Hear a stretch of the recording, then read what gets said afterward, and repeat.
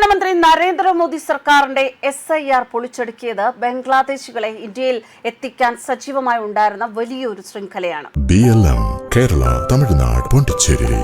ഒളിച്ചിരുന്ന BSFന്റെ നീക്കങ്ങൾ കണ്ടെത്തി ഇവർ വിവരം കൈമാറിയിരുന്നു. അതിർത്തി കടന്നുള്ള നീക്കത്തെ എളുപ്പമാക്കിയിരുന്നത് ഈ സംഘടിത ശൃംഖലയാണ്. ഇവർ വർഷങ്ങളായി ഈ അതിർത്തി പ്രദേശങ്ങളിൽ സജീവമായിരുന്നു. ഇതുവരെ ഏകദേശം 900 കോടി രൂപ വരെ വർഷം ഇതുവഴി ബിസിനസ് നടന്നിരുന്നതായും വിവരങ്ങൾ. ആനന്ദ ബസാർ പത്രികയാണ് ഇപ്പോൾ ഇത് സംബന്ധിച്ച വിവരങ്ങൾ പുറത്തുവിട്ടിരിക്കുന്നത്.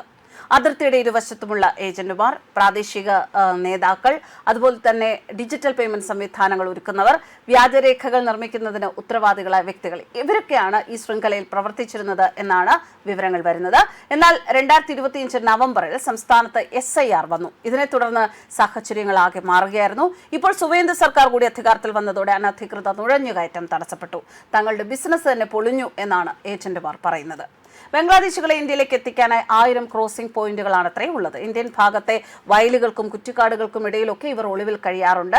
ഇവരുടെ സഹായികൾ ഈ പ്രദേശം നിരീക്ഷിക്കും. അതിർത്തി സുരക്ഷാ സേനയുടെ പട്രോളിങ്ങിനെ കുറിച്ചുള്ള വിവരങ്ങൾ മറുവശത്തേക്ക് കൈമാറുകയും ചെയ്യും. അങ്ങനെ റൂട്ട് സുരക്ഷിതമാണ് എന്ന് ഉറപ്പിച്ചു മാത്രമേ അതിർത്തി കടന്നുള്ള നീക്കം സംഘടിപ്പിച്ചിരുന്നുള്ളൂ. എന്നാൽ അവസരം കിട്ടുമ്പോഴെല്ലാം പകൽ സമയത്തും നുഴഞ്ഞുകയറ്റം നടത്തിയിരുന്നു. ഇതിനൊക്കെ ഇന്ത്യയുടെയും ബംഗ്ലാദേശിന്റെയും സിം കാർഡുകൾ ഇവർ ഉപയോഗിച്ചിരുന്നു എന്നാണ് വിവരങ്ങൾ. ഡിജിറ്റൽ ചാനലുകൾ വഴി സാമ്പത്തിക ഇടപാടുകളും നടന്നിരുന്നതായി റിപ്പോർട്ടുണ്ട്. അതിർത്തി കടന്നാൽ അടുത്തുള്ള ബസ് സ്റ്റാൻഡിലേക്കും റെയിൽവേ സ്റ്റേഷനിലേക്കും അവരെ കൊണ്ടുപോകുന്നതിനുള്ള ചുമതലയാണ് പ്രാദേശിക ശൃംഖലയിൽ ഉള്ളവർക്ക്. തുടർന്ന് പ്രധാന നഗരങ്ങളിലേക്ക് അയക്കുന്നതിന് പ്രത്യേക ക്രമീകരണങ്ങൾ ഇവർ തന്നെ ഒരുക്കി കൊടുത്തിരുന്നു. വിവിധ ഘട്ടങ്ങളിലായി ഇതിനുള്ള പേയ്മെന്റുകൾ നിശ്ചയിക്കുകയായിരുന്നു പതിവ്. 5 വർഷം മുൻപ് അസമിൽ നിന്ന് ബംഗ്ലാദേശി നുഴഞ്ഞുകയറ്റക്കാരെ പൂർണ്ണമായും പുറത്താക്കിയിരുന്നു. കഴിഞ്ഞ കുറച്ച് ആഴ്ചകളായി ബംഗാളിൽ നിന്നും അവരെ തുരത്തിക്കൊണ്ടിരിക്കുകയാണ്. ഇപ്പോൾ അവർക്ക് അഭയം പ്രാപിക്കാൻ അവശേഷിക്കുന്ന ഏക സംസ്ഥാനം കേരളമാണ്. അതുകൊണ്ട് തന്നെ ഇവരെ നമുക്ക് കേരളത്തിലും പ്രതീക്ഷിക്കാം. കേരളത്തിലും നമ്മൾ ജാഗ്രത പാലിക്കണം എന്ന് പല നേതാക്കളും ആവശ്യപ്പെടുന്നുണ്ട്. ബംഗാളിൽ നിന്ന് ആയിരക്കണക്കിന് യാത്രക്കാർ കേരളത്തിലെ റെയിൽവേ സ്റ്റേഷനുകളിൽ എത്തുന്നതിന്റെ ചിത്രങ്ങൾ ഏതാനും ദിവസങ്ങൾക്ക് മുമ്പ് പ്രമുഖ പത്രങ്ങളിൽ ഉണ്ടായിരുന്നു. ബംഗ്ലാദേശി നുഴഞ്ഞുകയറ്റക്കാർക്ക് Aadhaar card, voter ID card, ration card എന്നിവ വ്യാജമായി നിർമ്മിച്ചു നൽകാൻ സഹായിക്കുന്ന സംഘടിത മാഫിയ ശൃംഖലകൾ കേരളത്തിലും സജീവമാകുന്നുണ്ട്. ഇത് സമീപ ഭാവിയിൽ കേരളത്തിന് വലിയൊരു വെല്ലുവിളിയാകാം എന്ന സൂചനകളും ഉന്നത തലങ്ങളിൽ നിന്ന് നമുക്ക് ലഭിക്കുന്നുണ്ട്. തൊഴിൽ തേടി ഇവിടെ എത്തുന്നവരാണ് യഥാർത്ഥത്തിൽ ഇത്തരത്തിലുള്ള ആൾക്കാർ. ഇവർ ബംഗാളി അതിഥി തൊഴിലാളികളാണ്. അവർക്കും ഈ സാഹചര്യം യഥാർത്ഥത്തിൽ തൊഴിൽ തേടി എത്തുന്നവർക്കും ഇതൊക്കെ വലിയ ബുദ്ധിമുട്ടുകൾ ഉണ്ടാക്കാം. കൃത്യമായ നിരീക്ഷണം വേണം, നിയന്ത്രണം വേണം. അത്തരത്തിലുള്ള ഇതൊന്നും ഇല്ലാത്ത അവസ്ഥ നിലവിലെ രാഷ്ട്രീയ സാഹചര്യങ്ങളും നുഴഞ്ഞുകയറ്റക്കാർക്ക് കാര്യങ്ങൾ എളുപ്പമാക്കുന്നു.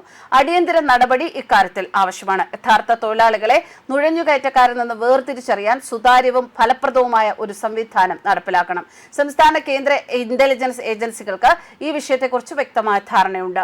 നിയമവിരുദ്ധ നുഴഞ്ഞുകയറ്റക്കാർക്കെതിരെ അതീവ ജാഗ്രത പാലിക്കുമ്പോൾ തന്നെ ഇവിടെ പണിയെടുക്കുന്ന യഥാർത്ഥ തൊഴിലാളികൾക്ക് അർഹമായ കരുതലും അന്തസ്സും സംരക്ഷണവും ഉറപ്പാക്കണം എന്നും പലരും ആവശ്യപ്പെടുന്നുണ്ട്. എന്തായാലും SIR-ലൂടെ ബംഗാളിലെയും അതുപോലെ അതിർത്തി പ്രദേശങ്ങളിലുള്ള ഇത്തരം ഒരു ശൃംഖല പൊളിഞ്ഞു എങ്കിലും അതിന്റെ ചെറു ഘടകങ്ങളെങ്കിലും കേരളത്തിൽ തുടരുന്നു എന്ന ഒരു സൂചന ഉള്ളപ്പോൾ തന്നെ ഇത്തരക്കാരെ ഇനി കേരളത്തിലേക്ക് നയിക്കാനുള്ള സാധ്യതകൾ ഉണ്ടാകാം.